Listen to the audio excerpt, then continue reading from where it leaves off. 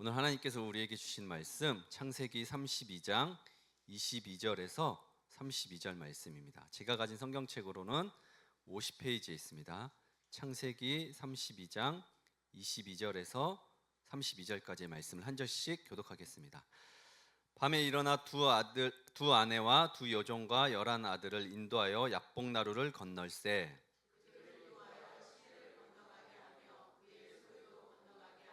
야곱은 홀로 남았더니 어떤 사람이 날이 새도록 야곱과 씨름하다가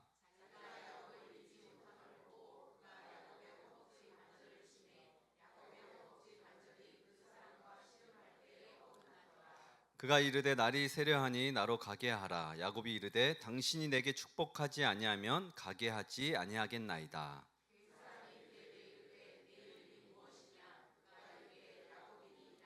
그가 이르되 내 이름을 다시는 야곱이라 부를 것이 아니요 이스라엘이라 부를 것이니 이는 내가 하나님과 및 사람들과 겨루어 이겼음이니라.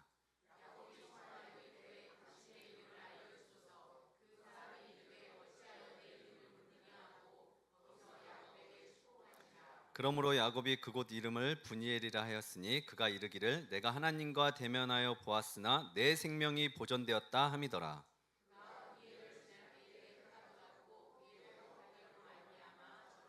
함께 읽겠습니다.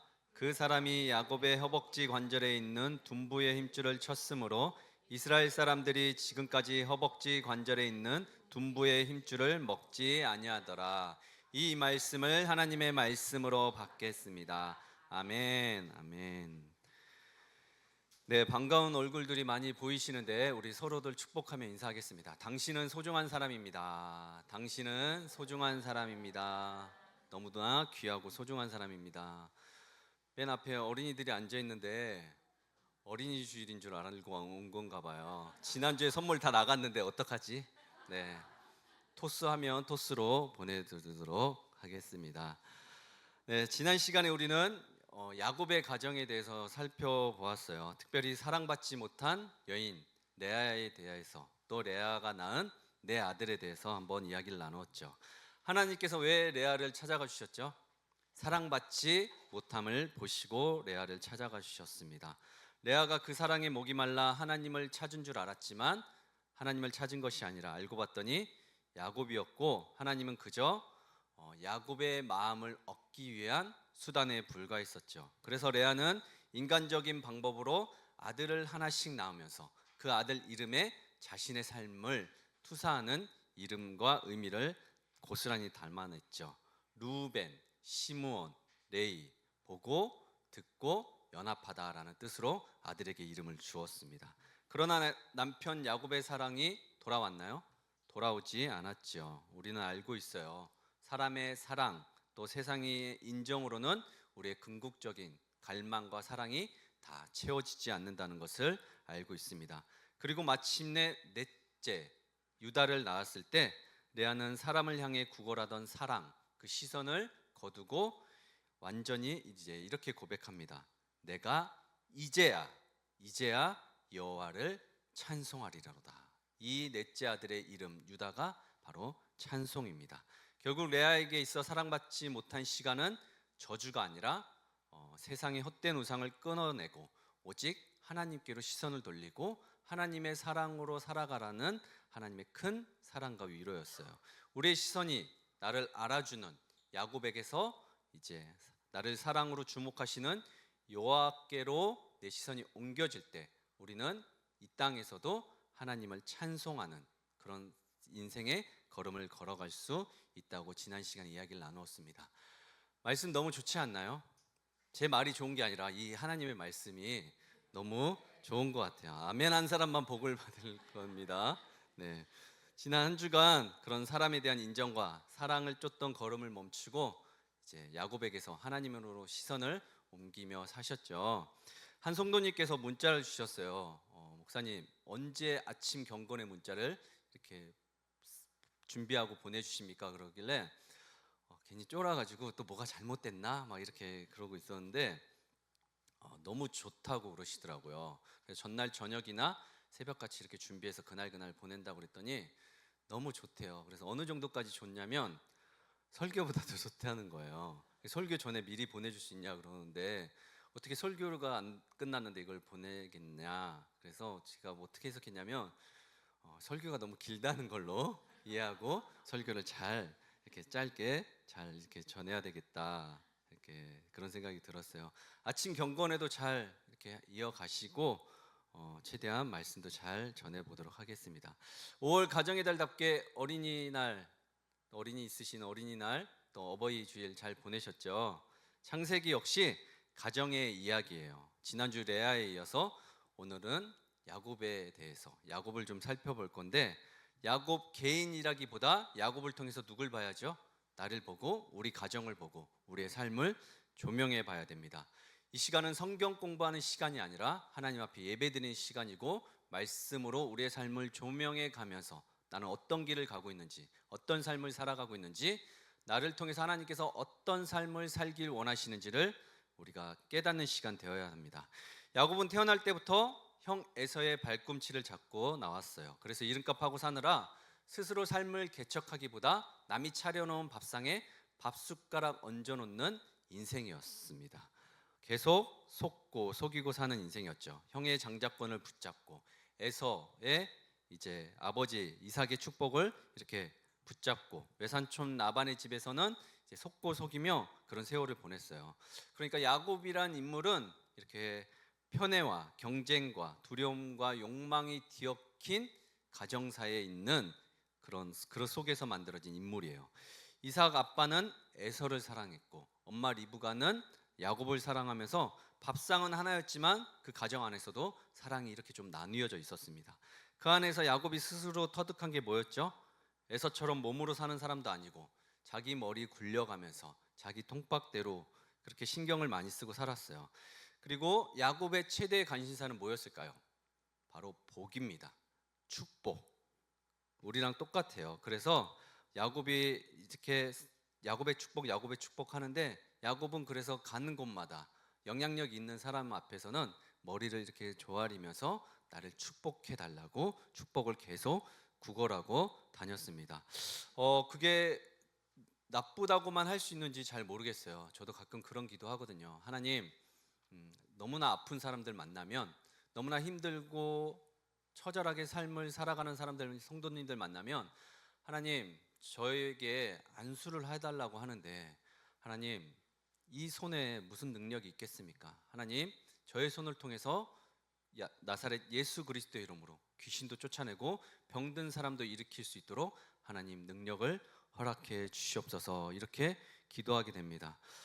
저는 믿어요, 여러분. 모든 그 과정과 훈련의 시간이 끝나면 하나님께서 그 능력을 부어주실 줄로 저는 계속 사모하고 믿습니다. 그런 여러분들도 조금만 참고 기다려 주시고, 언제 어느 때 우물이 터질지 모르니까 같이 계속 기도해 주시면 감사하겠습니다. 여러분들 삶의 자리에서 계속 우리가 우물 파는 인생을 살아가야 된다고 이야기했죠. 그런데 성경에서 말하는 복과 야곱이 생각하는 복과 우리가 생각하는 복이 좀 다른 개념이 있는 것 같아요. 이 복에 관해서도 제가 올해가 가기 전에 반드시 여러분들에게 자세하게 말씀을 꼭 전하도록 하겠습니다. 그런 야곱이 이제 브엘세바에서 출발해서 루스 베델을 거쳐서 이제 외삼촌 라반이 살고 있는 하란에 이제 도착해서 20년간 고생하다가 이제 다시 어디로 돌아가냐면 고향으로 돌아가요. 고향으로 이제 돌아가요. 성경에서 고향으로 돌아가는 두 가지 사례가 있는데, 첫 번째는 뭐냐면 이제 다 망해가지고 쥐염 열매라도 얻어 먹으려고 다시 아버지 집으로 돌아가는 경우가 있고, 또 한 가지 경우는 이제 나름 객지 생활에서 많은 부를 누리고 이제 성공해가지고 다시 고향으로 돌아가서 남은 인생 편하게 발 뻗고 이제 살아가려고 돌아가는 경우가 있는데, 지금 야곱은 어떤 상황이에요? 지금 야곱의 경우는 나름 성공했어요. 자식들도 많이 누렸고 아내들도 있고 재산들도 많이 이제 늘어났습니다. 근데 고향으로 돌아가면 누가 있죠? 에서가 기다리고 있어요. 에서가 양팔 벌려서 환영하며 지금 야곱을 기다리고 있나요? 아니에요. 살기 가득한 얼굴로 이를 버덕버덕 갈면서 야곱을 기다리고 있습니다. 그래서 32장 11절에 뭐라고 나오냐면 야곱이 간절히 기도해요. 하나님, 에서 형 좀 말려주십시오. 마누라 처자식까지 죽일까봐 겁이 납니다. 야곱은 이미 그 전에 하나님의 약속을 받았어요. 베델에서 너가 어디로 가든지 내가 너와 함께 할 것이고 너를 지킬 것이고 너를 통하여 민족을 확산시켜 나갈 것이라는 이 말씀을 하나님께서 하셨지만 그 말씀은 온데간도 없고 지금 현실 앞에 두려움만 남아 있습니다. 인정해요. 인간은 연약하기에 말씀을 들은 사람도 밤이 되면 또 어둠이 찾아오면 여러 가지 인생의 장애물들이 찾아오면 두려움을 이겨낼 수가 없을 때가 있죠.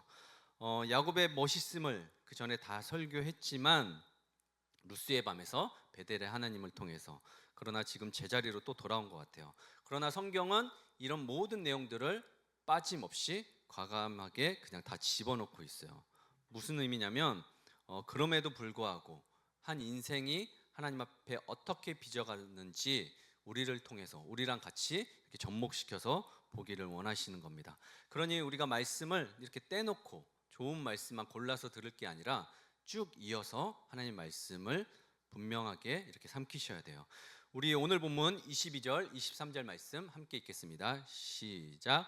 밤에 일어나 두 아내와 두 여종과 11 아들을 인도하여 야복 나루를 건널세 그들을 인도하여 시내를 건너가게 하며 그의 소유도 건너가게 하고. 아멘. 성경을 잘 보시면 야곱이 지금 딸린 식구들이 몇인데 같이 안 가고 먼저 이렇게 건너가라고 하라고 나와요.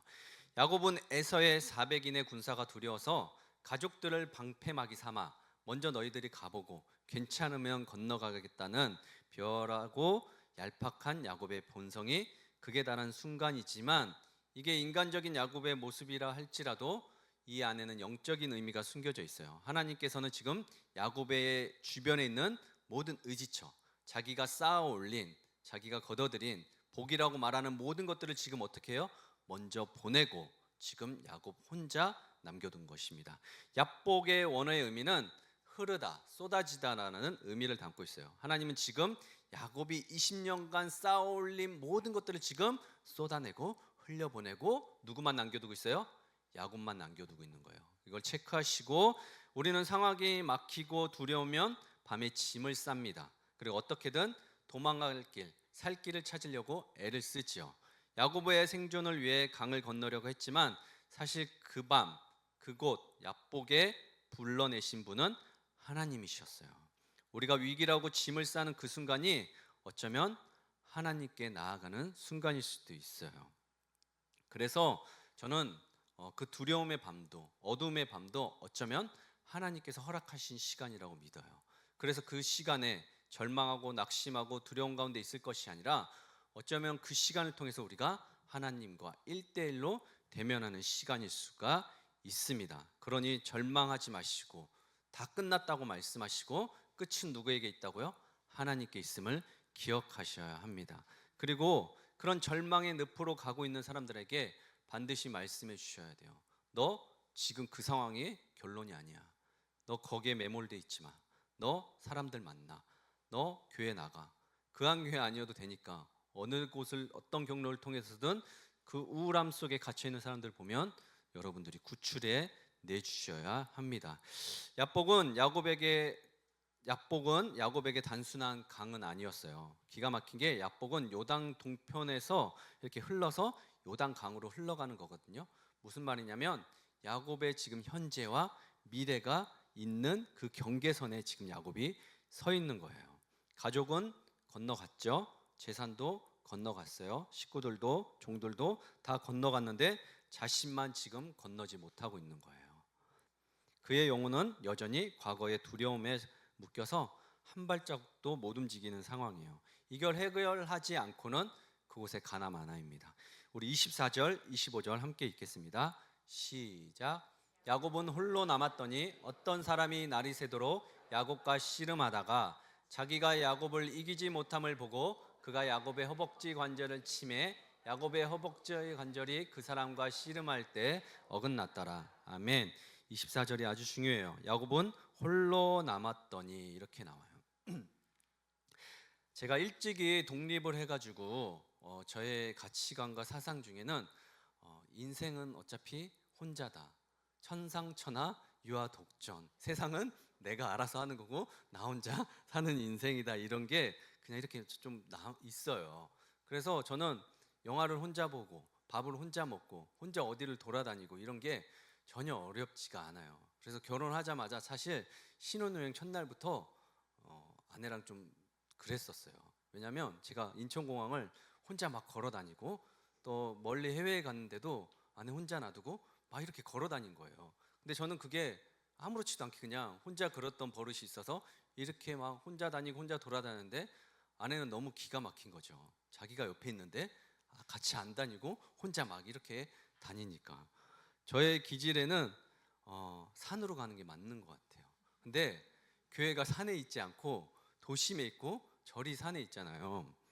왜 그럴까? 신앙생활 하면서 이렇게 제가 깨달은 것은 인간에게는 반드시 공동체가 필요하다는 거예요. 제가 성경을 읽고 나서 이해한 것이 아무리 관계가 힘들고 공동체가 부딪히고 힘들어도 하나님께서는 당신의 아들을 핏값 주고 산 유언과 같은 장소를 남겼는데 그곳이 교회이고 그곳에 사는 사람들이라는 것을 깨닫기 시작했어요.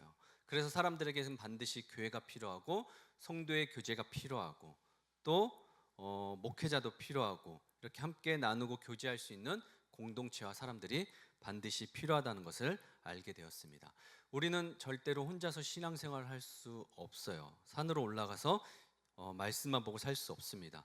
좋은 영향을 서로 끼치고 그렇게 그러면 좋겠지만 그러지 않을지라도 때로는 힘들고 어려운 관계가 있을지라도 어쩌면 그것들도 다 우리의 신앙의 여정 가운데 있는 조연들이고 약재료로 쓰일 수가 있습니다. 여러분들도 은혜가 되는 말씀 좋다 그러고 끝나실 게 아니라 그렇게 끝나면 지나가 버리고 말거든요. 이걸 반드시 누군가에게 전하고 말을 해야 합니다. 그것이 진짜 내 것이 돼요. 그러나 우리가 사는 동안에 공동체가 필요하지만 언제나 마지막 관문에 가서는 하나님과 단독으로 서야 될 날이 반드시 옵니다. 바다드라는 히브리어 원어는 홀로 남았다 24절에 나오는데 그 말은 단순히 곁에 사람들이 없다는 뜻이 아니에요. 의지하던 모든 것, 자식이고 재산이고 다 강가로 흘려보내고 철저히 발가 벗겨진 상태, 하나님의 원형으로 태어난 그 존재의 모습이 마지막에 하나님 앞에 설 날이 올 거라는 거예요. 지금 그때를 대비하고자 우리가 이 자리에 모여 있는 건지도 모릅니다. 내가 어떤 교회를 다녔고 우리 부모가 목사였고 장로였고 권사였고 어떤 직분이었고 또 내가 어떤 공동체에 속해서 어떤 사역을 했던 간에 그것이 나를 대신해 주지 못해요. 벌거벗고 하나님 앞에 설 날이 옵니다. 하나님은 결국 나를 부르셨어요. 너는 누구냐? 너의 이름은 무엇이냐? 너가 네 이름을 가지고 어떻게 살았느냐로 하나님 앞에 설 날이 올 것입니다. 성경 어디에도 죽은 자를 위한 두 번째 장소는 연옥이나 이런 것 같은 정거장은 존재하지 않아요. 누군가 나를 대신해서 값을 치러주거나 또 내가 이미 떠난 사람들을 위해서 제사를 지내거나 값을 치러주는 더 좋은 영혼으로 이렇게 보내기 위해서 하는 그런 건 절대 없어요. 구원은 오직 내가 지금 살아있는 이때 결정되는 것이고 내 입술로 지금 고백하고 영접해야만 합니다. 그래서 그 한 사람을 위해 하나님께서 교회를 세우셨고 또 그 한 교회도 존재하는지도 몰라요. 성경은 야곱이 만난 그를 뭐라고 표현하냐면 어떤 사람이라고 표현해요. 어떤 사람이 히브리어로 이쉬라는 즉 한 남자라는 뜻을 담고 있는데 처음부터 하나님께서 엘로힘이나 천사라고 부르지 않습니다. 여기에는 깊은 의도가 숨겨져 있어요. 성경을 연구한 학자들은 이것을 성육신적 현현으로 보고 있어요. 야곱 수준으로 정말 한 남자가 내려와서 야곱과 씨름했다는 거예요. 이것을 무엇으로 상징하냐면 훗날 예수 그리스도께서 이 땅에 인간의 몸을 입고 오셔서 인간과 친히 교제하시고 인간과 떡과 또 성찬을 나누셨던 것들을 예표하는 사건으로 보고 있어요. 그러니까 하나님이 지금 어떤 벼락이나 자연 기이한 현상을 가지고 야곱을 만나 주신 것이 아니라 어떤 환상이나 꿈이 아니라 실제로 지금 야곱을 찾아오셨다는 거예요. 야곱이라는 이름의 뜻이 무엇이죠? 야이코프, 발 뒤꿈치를 잡다, 움켜쥐다라는 뜻인데 야곱은 태어나면서 남의 발목을 잡고 나온 사람이에요. 130년 인생은 한마디로 야곱에게는 붙잡음의 연속의 인생이었어요. 여러분과의 삶을 한번 대조해 보세요. 야곱은 생존하기 위해 끊임없이 무엇을 붙잡았냐면 계속 장자권을 붙잡고 아버지 이삭을 속여서 축복을 붙잡고 외삼촌 라반의 집에서 살면서 그 14년은 머슴 생활하면서 이렇게 라헬을 붙잡고 또 나뭇가지를 꺾어가며 짐승 떼, 뭐 재산 이런 것들을 억적같이 붙잡고 살았어요. 결국 내 마음대로 자기 인생을 통제하며 계속 붙잡는 인생이었어요. 그가 근데 지금은 누구를 붙잡고 있어요? 하나님을 붙잡고 씨름하고 있어요. 지금 아바크 약복강에서 씨름하다 저 뜻은 먼지를 일으키다는 뜻이에요. 지금 하나님과 뽀얗게 먼지가 나도록 뒹굴면서 지금 야곱은 상대방의 멱살을 허리춤을 지금 사생결단하듯이 원래 살았던 대로 계속 붙잡고 있는 거예요. 야곱의 이 약작 같은 소나기의 힘을 하나님은 느끼시고 어떻게 하시냐면 그냥 놔줘요. 하나님께서 손의 힘을 풀어놓으세요. 인간의 무서운 진념만 딱 알아차리시고는 힘을 빼요. 근데 야곱이 그걸 눈치를 채요. 전과는 다른 씨름 같아요. 악착같이 뺏지 않고 힘을 빼주시는데 무엇을 느꼈냐면 부모가 아이들하고 이렇게 씨름하다가 신랑이 버리다가 아이가 다칠까봐 부모가 손을 놔주잖아요. 지금 그런 상황이에요. 그래서 하나님은 야곱을 짓눌러 막 그를 어떻게 억압하는 대신 그와 씨름하던 손을 놓고 대신 그의 허벅지 환도뼈를 이렇게 훼손시키셔요. 인체해부학적으로 허벅지 관절은 인간이 이렇게 직립보행을 하는데 핵심적인 가장 굵은 힘이 들어가는 그것을 이제 강한 뼈를 이제 처단한 거예요. 남성상의 상징이고 내 힘으로 내 인생을 지탱할 수 없다는 자아의 힘을 지금 끊으시는 거예요. 하나님은 야곱을 죽이는 대신 평생 자기 의지로 도망하고 다니던 자아의 다리를 훼손시키면서 평생 쩔뚝거리며 자신의 연약함을 지금 보게 하시려는 의도가 있어요. 혹시 여기 계신 분 중에 하나님을 경험하고 만났던 흔적들을 몸에 지니고 사시는 분 계십니까? 제가 이제 한 청년을 만난 적이 있습니다. 청년부 때 청년을 만난 적이 있었는데 설교를 마치고 이제 그 청년에게 밤에 연락이 와서 만나게 되었어요. 근데 그 청년이 약간 우울증을 앓고 있는 청년이었어요. 손목에 상처를 가지고 사는데 제 앞에서 그 손목의 상처를 보여주면서 목사님, 저는 이 상처를 볼 때마다 계속 죽고 싶고 괴롭고 너무 힘이 듭니다. 그러면서 내 앞에서 막 우는 거예요. 그래서 제가 그랬어요. 너는 예수님을 믿느냐? 그랬더니 예수님을 믿는데요. 예수님이 널 위해 십자가에서 죽으신 걸 믿냐? 그랬더니 믿는데요. 그럼 예수님이 부활하신 것도 믿냐? 그랬더니 믿는데요. 그러면 예수님께서 부활하시고 나서 누구를 찾아갔는지도 아냐? 그러면서 제 눈을 빤히 쳐다보길래 제가 그랬어요. 예수님이 못 박히신 손과 옆구리의 자상, 상처를 가지고 이거 지우지 않으시고 도마에게 찾아가. 그리고 도마에게 그 상처와 옆구리에 난 상처, 못 박힌 손을 만져보라고 하고 보여줘. 그랬더니 도마가 어떻게 했는지 알아? 그 자리에서 무릎 꿇고 눈물 펑펑 흘리면서 나의 주, 나의 하나님 그렇게 고백을 해. 도마가 그전엔 제자가 아니었어? 하나님을 몰랐을까? 너는 지금 하나님을 알고 너의 그 손목에 있는 상처 때문에 어쩌면 예수님께서 십자가에 못 박혀 죽으신 것지도 몰라. 너는 이제 그 상처 보고 죽음을 생각할 게 아니라 나의 이 손목의 상처 때문에 날 위해 십자가를 지신 예수님을 기억하고 정신 똑바로 차리고 감사하면서 살아. 이렇게 이야기했던 적이 있었습니다. 사랑하는 여러분, 여러분들은 드러난 상처가 아닐지라도 가슴 한켠에 지워지지 않는 상처를 갖고 살아가시는 분 계십니까? 그 상처 지워지지 않고 왜 남아있을까요? 다른 사람들은 어떻게 뭐라고 이야기하실지 모르겠지만 오늘 제 이야기를 들으세요. 그 상처가 지워지지 않고 남아있는 것은 예수님의 흔적일 수가 있어요. 그 상처 보고 평생 고통받으라고 하는 것이 아니라 그 상처 때문에 내가 십자가를 지셨다. 내가 그 상처 너 살리고자 내가 대신 죽었다라는 거. 그러니 너는 거기에서 헤어나와라. 더 이상 괴로워하지 말라는 하나님의 뜻입니다, 여러분. 그 상처 내가 알아. 그 말이에요. 그러니 이제 그만 아파하고 쩔뚝거리고 걸을 때마다 기억해라. 내가 너를 대신했다. 우리 26절에서 28절 말씀 함께 읽겠습니다. 시작. 그가 이르되 날이 세려하니 나로 가게 하라. 야곱이 이르되 당신이 내게 축복하지 아니하면 가게 하지 아니하겠나이다. 그 사람이 그에게 이르되 내 이름이 무엇이냐? 그가 이르되 야곱이니이다. 그가 이르되 내 이름을 다시는 야곱이라 부를 것이 아니요 이스라엘이라 부를 것이니 이는 내가 하나님과 및 사람들과 겨루어 이겼음이니라. 아멘. 다리가 어긋나는 끔찍한 고통 속에서 야곱은 비로소 깨달아요. 자기가 밤새 멱살을 잡고 내가 이기겠다고 그렇게 잘라들었던 상대가 하나님이셨음을 이야기합니다. 하나님이 나를 찢어 죽일 수 있었음에도 불구하고 져주셨음을 알아차린 거예요. 그때 야곱이 또 매달려요. 또 붙잡아요. 뭘 해달라고? 축복해달라고. 당신 나에게 축복해 주지 않으면 한 발자국도 움직일 수 없습니다.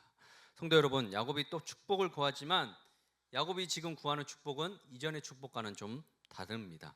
이전에는 남의 것을 빼앗아 내 주머니를 채우려고 했던 축복이었다면 지금은 내 힘이 다 꺾인 채 오직 하나님의 은혜가 아니면 살아갈 수 없는 존재입니다라고 당신에게 축복을 구하고 있어요. 그한교회를 개척할 때 제가 제일 망설였던 이유는 어찌되었든 교회를 세우면 부흥을 시켜야 될 거 아니에요. 부흥을 시켜야 되는데 그 부흥을 시키는 과정에 있어서 혹시라도 성도들에게 부담이 된다거나 다른 교회에 누가 된다거나 다른 목사님들에게 상처가 되면 어떻게 하나 이런 생각들이 계속 있었어요. 그러나 어느 날 하나님께서 저에게 주셨던 마음은 그게 교만한 마음이라는 걸 알았어요. 네가 잘해서 부흥이 될 것 같아? 네가 잘한다고 뭐 축복이 이루어지나? 네가 생각하는 축복과 부흥은 그런 개념이 아니야. 뭐 수가 많아지고 재정이 쌓이고 그런 개념이 아니라고 말씀해 주시면서 나무래 주셨어요. 그리고 겸손하게 한 사람 보고 너는 그냥 말씀만 잘 전해. 내가 한 말 그대로 따 빼고 더하지도 말고 그대로 전해. 이렇게 말씀해 주셨습니다. 여기서 여러분들에게 질문 하나 던지고 싶어요. 여러분들은 하나님과 씨름하면서 하나님께 매달려가면서 하나님을 이겨본 적 경험 있으십니까? 우리가 기도의 응답을 종교적인 열심으로 얻는 어떤 성과로 생각할 때가 많아요. 내가 열심히 기도하고 열심히 철회하고 열심히 금식하고 땀 흘리고 수고해서 얻어낸 소산을 가지고 하나님 앞에 드림으로 인해서 하나님께서 내 문제와 내 소원과 내 삶의 여러 가지 것들을 이렇게 채워주시길 원하는 그것을 기도의 승리라고 생각하는 사람들이 많은 것 같아요. 그러나 약복강 다리에서는 그 진리가 정반대예요. 하나님과 씨름하여 이긴다는 것은 내 고집으로 하나님을 꺾는 것이 아니에요. 오히려 내 허벅지 관절이 부러져서 더 이상 내 힘으로 살아갈 수 없음을 인정하고 내가 그토록 죽어라 움켜쥐어 있던 것들을 하나님 앞에 다 쏟아내고 약복강 흘러보내는 것, 내려놓겠다는 의지의 표현입니다. 27절에서 하나님은 물어요. 내 이름이 무엇이냐? 이 말은 무슨 뜻이겠어요, 여러분? 너 여지껏 어떻게 살아왔냐? 네 이름 걸고 네 이름으로 어떻게 살아왔냐는 거예요. 야곱이 뭐라고 해요? 야곱입니다. 이 말은 단순한 자기 이름의 소개가 아니에요. 인생을 살아온 고백이에요. 저는 평생 남 발 뒤꿈치만 붙잡고 살았습니다. 저는 속고 속이며 살았습니다. 빼앗아야 산다고 믿었습니다. 성경에서 이름은 그 존재의 표지이거든요. 이름은 그 사람의 역사이고 정체성이고 평생 바뀌지 않는 그 사람의 본질적인 것들을 의미해요. 평생 따라다녀요. 야곱이라는 이름도 그랬어요. 너 여지껏 네 이름으로 뭐하고 살았어? 네 이름 걸고 사람들이 네 이름을 뭐라고 기억해? 너는 어떤 사람이야? 야곱이라는 이름 나오면 사람들이 도대체 너한테 뭐라고 하냐? 널 뭐라고 기억해? 네가 따뜻하게 손 벌리는 사람이야? 다른 사람들을 품은 사람이야? 야곱하면 뭐라고 그래? 다 도망가잖아. 왜? 네가 발꿈치 잡고 또 늘어질까 봐. 네 이름이 뭐야? 넌 어떻게 살았어? 지금 야곱을 직면시키고 있는 거예요. 그런데 하나님은 그 이름을 부르게 하신 뒤에 바로 새 이름을 말씀해 주세요. 28절에 내 이름을 다시는 야곱이라 부를 것이 아니로 이스라엘이라 부를 것이니, 이스라엘의 뜻은 뭐예요? 이스라, 겨루다, 잡다, 다투다, 이기다예요. 엘은 하나님이에요. 문자적으로 하나님이 싸우신다, 하나님과 겨루어 이겼다는 뜻인데, 우리도 하나님과 겨루어 이겨야 할 것이 있어요. 하나님을 이긴다는 의미가 아니라 하나님 앞에서 내 안에 옛 이름을 지우고 하나님의 이름으로 다시 사는 거예요. 무슨 말인지 아시겠어요? 나는 상처 때문에 어쩔 수 없어. 내 가정 때문에 어쩔 수 없어. 나는 이 모양 이 꼴이야. 나는 그냥 이렇게 이름 지어졌고 이렇게 살도록 됐나 봐. 바뀌려고 해도 잘 안 바뀌어. 달라지는 것도 하나도 없어. 말씀을 듣고 예배를 들어도 내 삶은 여전히 그대로야. 그때는 좋고 괜찮은 것 같은데 또 그런 비슷한 상황이 일어나면 내 이름으로 내가 할 수 있는 일은 내가 경험하고 살아온 그것밖에 없어. 달리 크게 바뀌질 않아. 야곱도 이유가 많았어요. 편애하는 가정, 또 형과의 경쟁, 또 외삼촌의 속임수, 여러 가지 도망자의 세월이 야곱에게도 많았거든요. 그러나 하나님은 야곱을 피해자로만 남겨두지 않고 하나님은 그를 언약의 사람으로 세우셔요. 언제까지 누구 탓하며 시간을 낭비하실 겁니까? 그 사람들은 알아주지 않아요. 그러니 여러분들 이기적으로 여러분들의 이름을 갈고 새로운 이름으로 다시 사셔야 돼요. 왜 하나님께서 야곱의 이름을 이스라엘로 바꾸셨냐면 야곱은 한 개인이 아니에요. 그냥 야곱으로 살 거라면 그냥 그 이름 그대로 살다가 그냥 끝나도 상관이 없는데 구속사적인 관점에서 야곱의 이름은 굉장히 독특하고 중요한 임무를 맡고 있어요. 아브라함에게는 누가 있었어요? 이삭과 이스마엘이 있었지만 이삭을 통해서만 언약을 이어가세요. 그리고 이삭에게는 에서와 야곱이 있었지만 야곱을 통해서 언약을 이어가세요. 근데 이 야곱은 12아들을 낳는데 이 12지파를 통해서 하나님의 역사가 이렇게 확장이 돼요. 이 12지파는 하나도 이름이 빠지는 사람이 없습니다. 그래서 성경은 하나님의 백성을 부를 때 아브라함 민족, 이삭 민족, 야곱의 민족 하지 않고 이스라엘이란 민족으로 부르고 계시는 거예요. 그 깊이는 오늘 이 약복에서의 홀로서기가 있었습니다. 그러므로 약복에서의 탄생한 이스라엘이라는 이름은 오늘날 예배당에 앉아있는 우리 모두의 이름에게 해당이 되는 우리 성도들의 본래 영적인 이름인 거예요. 우리는 이스라엘의 언약을 받은 이스라엘의 사람들이에요. 이사야 43장 1절에도 이런 말씀이 있어요. 이사야가 뭐라고 하냐면 야곱과 이스라엘을 동시에 불러요. 이사야 선지자를 통해서 두 가지 이름을 기억하라는 거예요. 야곱, 흙먼지 속에서 발버둥 치며 구르던 그 비참한 본성도 기억해야 할 것이고, 그 뒤에 이스라엘, 하나님께서 그런 너 같은 사람을 부수고 깨어부시고 다시 이렇게 신분을 바꾸고 빛으로 빚어내신 한 사람 안에 두 가지 이름이 있다는 걸 기억하라는 거예요. 하나님은 우리의 신앙의 여정에 있어서 두 가지를 기억하기 원하세요. 올해 우리 교회 표어입니다. 거듭나기 전에 박정훈과 거듭나기 이후에 박정훈, 여러분들의 이름을 넣으시면 돼요. 거듭나기 전에 나와 거듭난 후에 나를 기억하시면 돼요. 거듭나지 않으면 여러분 하나님 나라를 볼 수 없어요. 무슨 말이냐면 거듭나지 않으면 천국에 갈 수 없습니다. 보통 표현은 시작할 때 한번 외치고 끝나는데 계속 올 한 해 여러분들의 거듭남을 이야기할 거고, 여러분들은 내가 거듭난 사람인지 아닌지를 계속 확인하고 올 한 해를 보내게 되실 거예요. 우리가 어디서부터 왔고 어디로 가는지, 나의 구원은 어디서부터 시작됐고 어디에서 끝을 맺는지 그 구원의 확신이 없다면, 그게 실제가 되지 않는다면 우리는 앞으로 정말 신앙생활 하기 힘들어져요. 이제 마지막으로 29절에서 32절 읽겠습니다. 시작. 야곱이 청하여 이르되 당신의 이름을 알려주소서. 그 사람이 이르되 어찌하여 내 이름을 묻느냐 하고 거기서 야곱에게 축복한지라.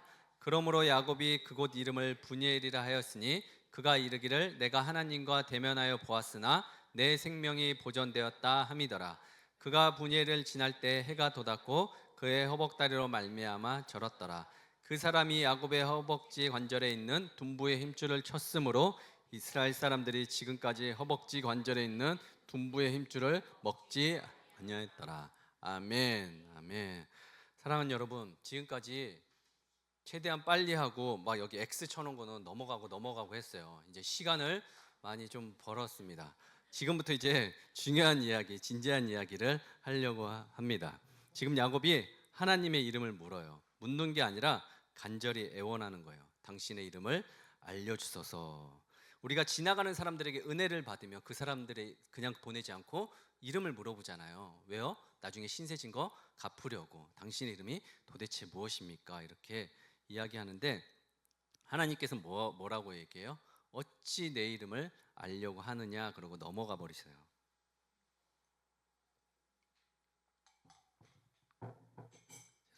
성경을 보시면 하나님께서는 언제나 당신의 이름을 드러내셔요. 나는 야곱과 이삭과 아브라함의 하나님 이렇게 이야기하시면서 계속 당신을 드러내십니다. 그런데 왜 밤새 이제 피 터지게 싸운 야곱에게는 당신의 이름을 가리시고 축복만 해주셨을까? 이것이 오늘 설교의 핵심이에요. 흘러가는 인생, 야복에서의 홀로서기. 야복은 흘러가는 곳이고 야곱은 그곳에 단독자로 하나님 앞에 서 있습니다. 여러분들은 야복으로 이제 초대할 거니까 이제 야복으로 오시면서 상상력을 좀 동원해 주세요. 지금 야복 나루토에 누가 있죠? 지난주에는 인물들이 참 많이 나왔어. 7명의 인물들이 막 나왔는데 오늘은 지금 누구만 나오냐면 야곱과 하나님만 나와요. 지금 야복 나루토에 누가 있어요? 여러분들이 지금 야복 나루토에 왔어요? 지금 누가 있어요? 하나님과 야곱이 있어요? 아니에요. 야곱 혼자 있어요. 지금 남들이 보면 그런다고요. 야곱 혼자뿐이에요. 날이 지금 밝아오고 있습니다. 이제 곧 있으면 사람들을 만날 건데 야곱의 꼴이 어때요? 지금 흙먼지 뒤집어 쓰고 있고 옷은 다 누덜누덜하고 찢어져 있고 다리는 어떻게 해요? 쩔뚝거리며 걷고 있다고요. 하나님은 안 보여요. 야곱이 하나님을 봤지 여러분들이 하나님을 본 게 아니에요. 지금 들어와 있는데 세상의 눈으로 보면 어때요? 야곱은 지금 처절하게 지금 다 망하고 실패한 사람이에요.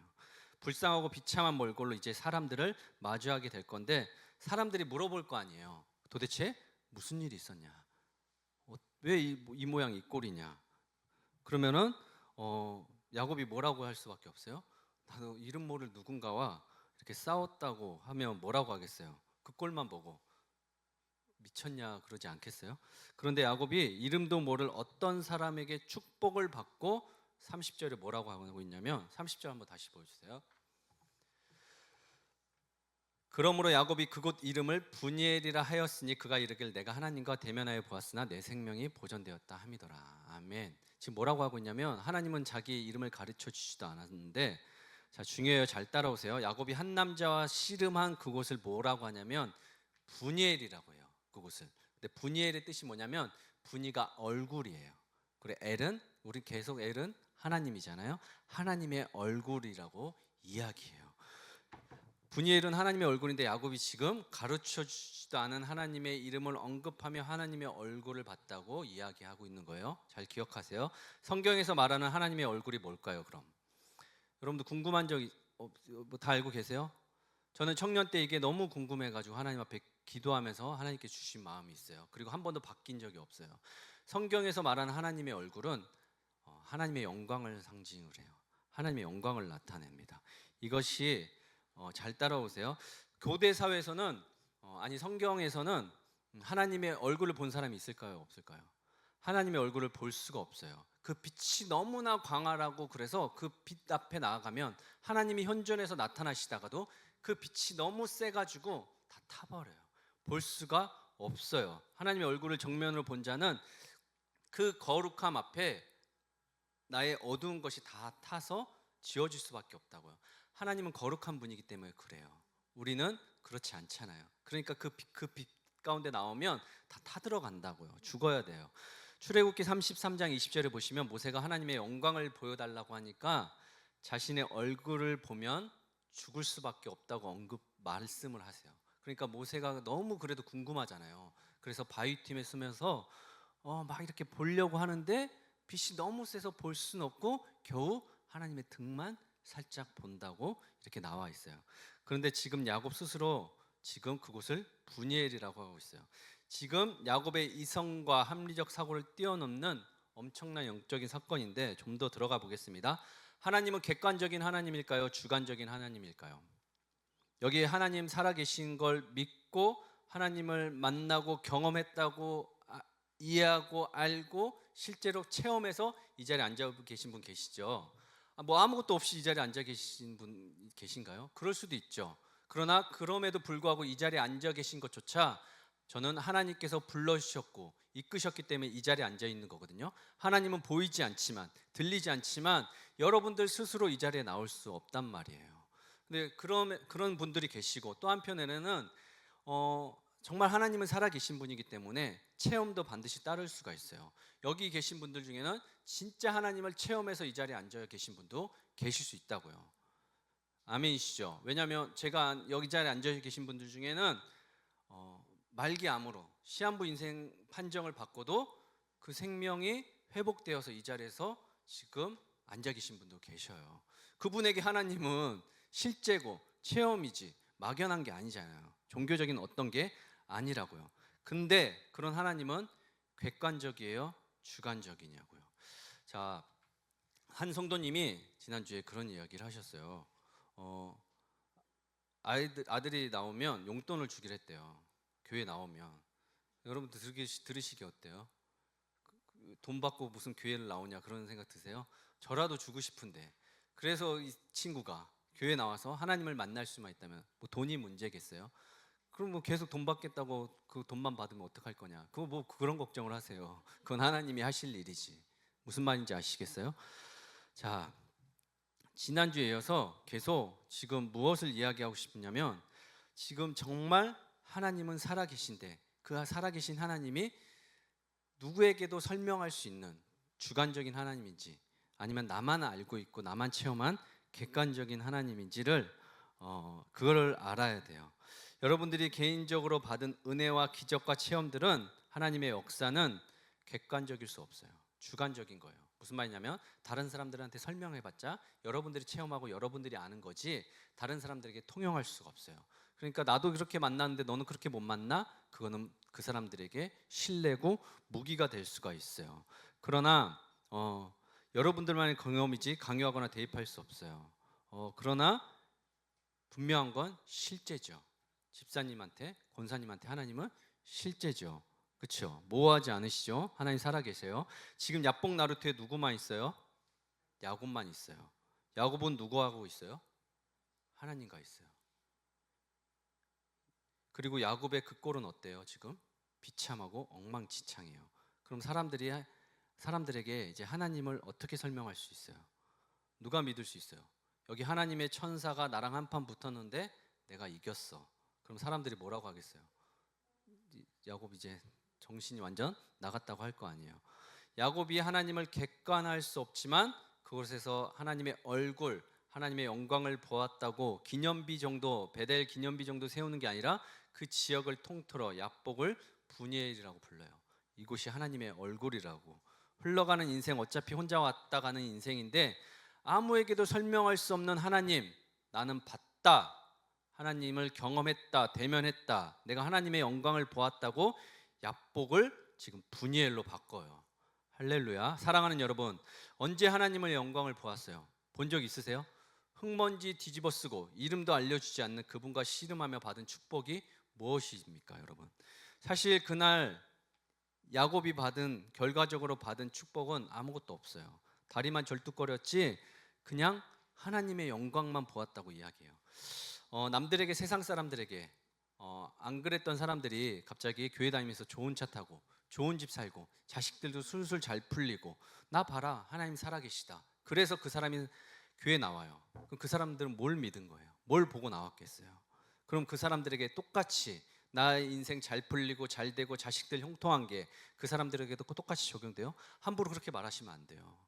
교회 나와도 내가 받은 축복, 내가 누리는 축복 그 사람들은 못 누릴 수도 있잖아요. 어떻게 내가 주관적으로 만난 하나님을 그 사람들에게 객관화할 수 있겠냐고요. 그런데 내 모습은 비록 비참하고 초라하고 흙먼지 둘러쓰고 있고 옷도 찢어져 있고 누더기 같은 인생이라 할지라도 절뚝거리며 평범한 인생이 아닐지라도 내가 하나님의 영광을 보았다. 내가 가진 걸로 증명하는 것이 아니라 내 입술로 지금 고백을 하는 거. 그것이 하나님이 받으신다는 거예요. 그곳에서 나보다 먼저 하나님께서 나를 만나 주셨고 나보다 먼저 하나님께서 당신 있는 곳에 나 있게 하시려고 나보다 먼저 떠난 나의 가족들, 나의 사랑하는 부모들, 나의 형제 자매들 그곳에 있다면 하나님께서 만나게 해주시려고 나에게 찾아와 주시고 나를 만나 주셨음을 믿습니다 고백하는 이 고백을 하나님께서 받으신다고요. 죄인인 우리에게 마지막 기회가 있다면 하나님의 영광을 보는 거예요.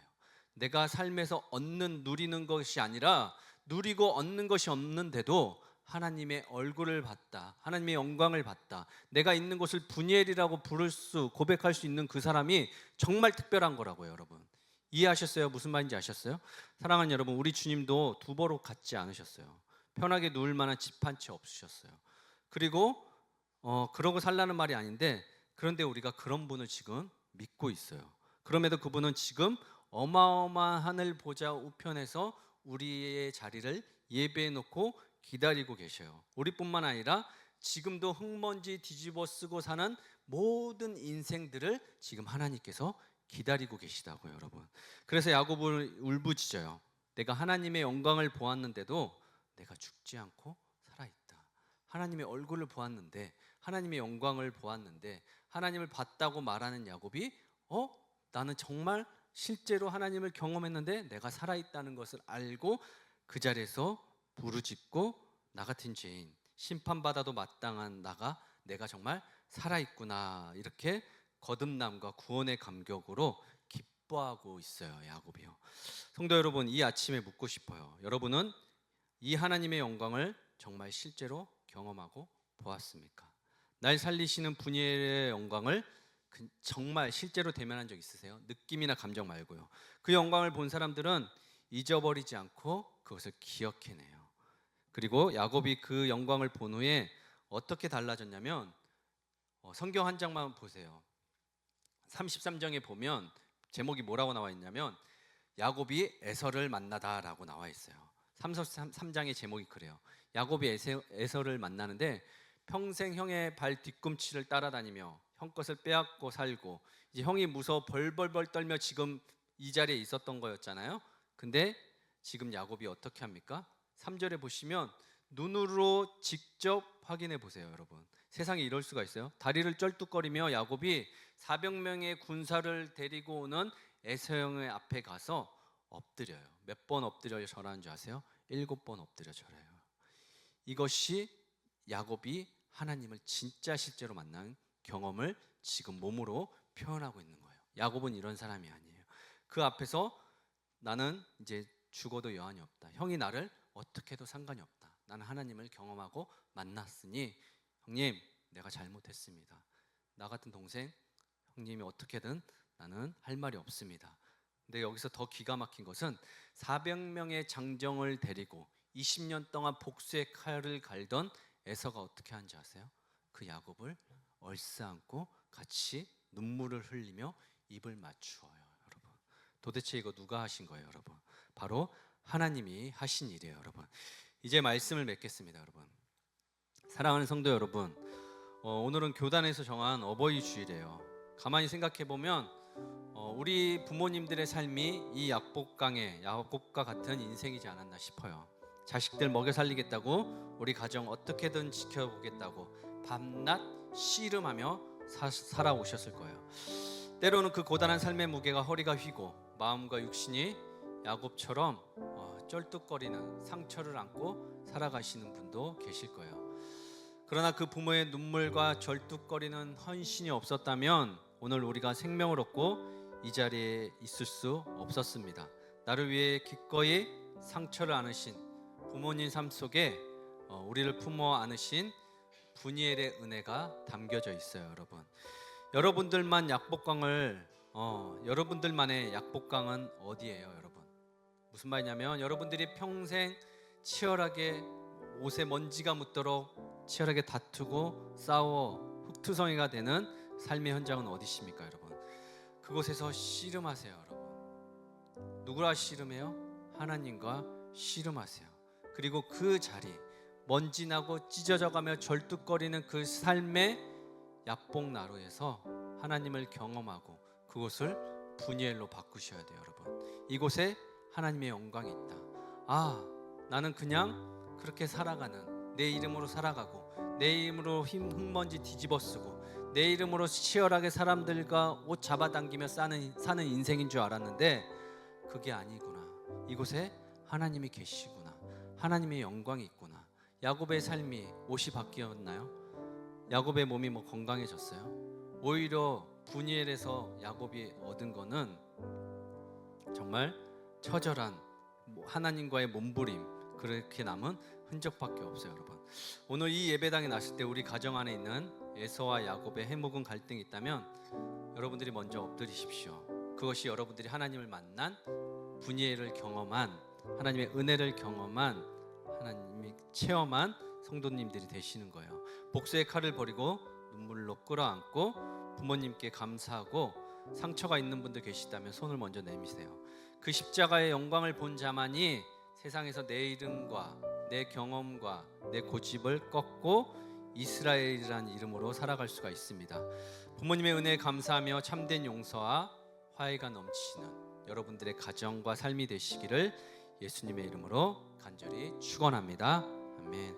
우리 마지막으로 찬양하고 기도하고 마치겠습니다. 내 눈 주의 영광을 보내, 내 눈 주의 영광을 보내, 우리 가운데 계신 주님,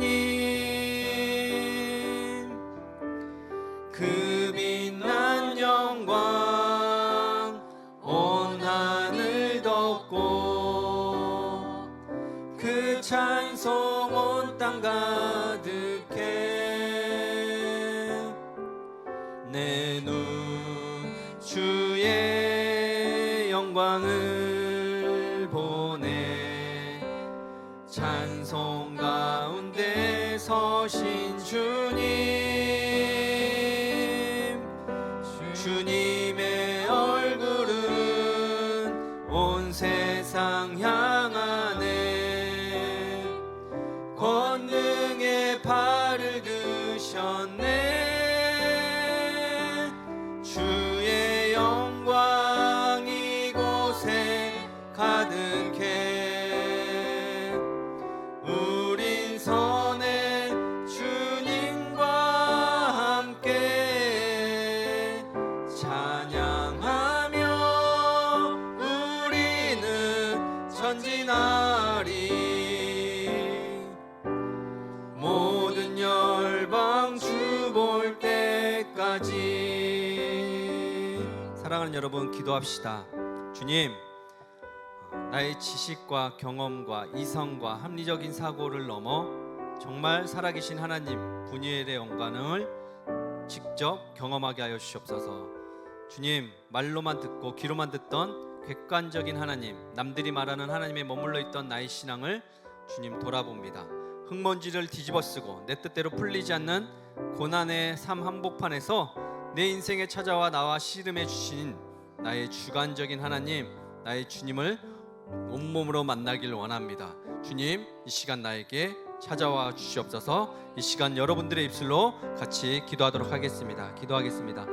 살아계신 아버지 하나님, 삶의 현장에서는 아무것도 바뀌고 달라지는 거 없는 것 같아도 하나님, 그 현장 속에서 하나님께서 나와 씨름하시며 하나님의 얼굴을 나에게, 하나님의 영광을 나에게 보여주기 원하신다는 것을 하나님 오늘 깨달았습니다. 하나님, 그 속에는 하나님이 없는 줄 알았고 내 몸만 찢어지고 내 상처만 깊어지고 하나님, 나만 쫄뚝거리는 인생을 사는 줄 알았는데 하나님께서 그곳에 함께 하셨음을 하나님 오늘 고백하며 믿음으로 나아갑니다. 하나님, 그랬을 때 세상이 어떻게 바뀌는지를 보게 하여 주시옵소서. 나의 가족들의 삶이 어떻게 바뀌는지를 꼭 경험하게 하여 주시옵소서. 하나님, 내가 내 힘으로 내 얼굴로 보여주는 내 이름으로 앞세워 살아가는 인생이 아니라 주님의 이름을 걸고 앞으로 나아가며 살아가는 인생 되게 하여 주시옵소서. 오늘 주님, 야곱이 하나님을 경험하고 만났던 것처럼 나도 나의 야복 나루터에서 하나님을 깊이 경험하고 만나길 원합니다. 주님, 찾아와 주시고 우리 성도님들 한 사람 한 사람 가운데 크신 은혜 가운데 함께하여 주시옵소서. 주님이 일하실 것을 믿습니다. 주님, 어서 오시옵소서. 살아계신 하나님 아버지, 오늘 말씀 앞에 서서 우리의 일그러진 야곱의 자아를 정직하게 대면합니다. 가진 것이 많아도 늘 불안하고 움켜쥐고 있어도 늘 목이 말랐던 우리의 헛된 씨름을 이 시간 십자가 앞에 내려놓습니다.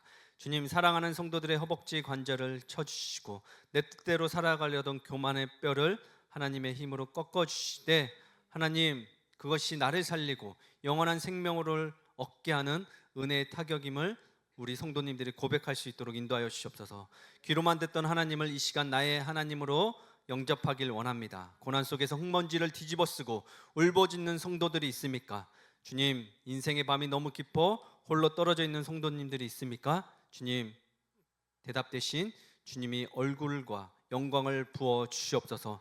절뚝거리며 걷게 되더라도 내가 오늘 나를 살리신 하나님의 영광을 보았다 고백하였을 때 그들의 가정과 삶이 어떻게 바뀌는지를 꼭 경험할 수 있도록 역사하여 주시옵소서.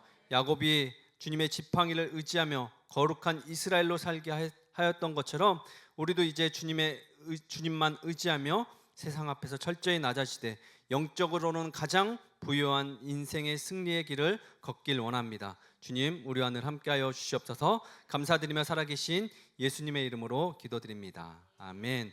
우리 예수님이 가르쳐 주신 기도와 축도로 예배를 마치겠습니다. 하늘에 계신 우리 아버지, 아버지의 이름을 거룩하게 하시며 아버지의 나라가 오게 하시며 아버지의 뜻이 하늘에서와 같이 땅에서도 이루어지게 하소서.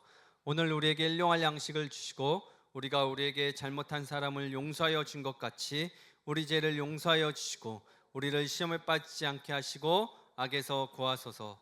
나라와 권능과 영광이 영원히 아버지의 것입니다. 아멘.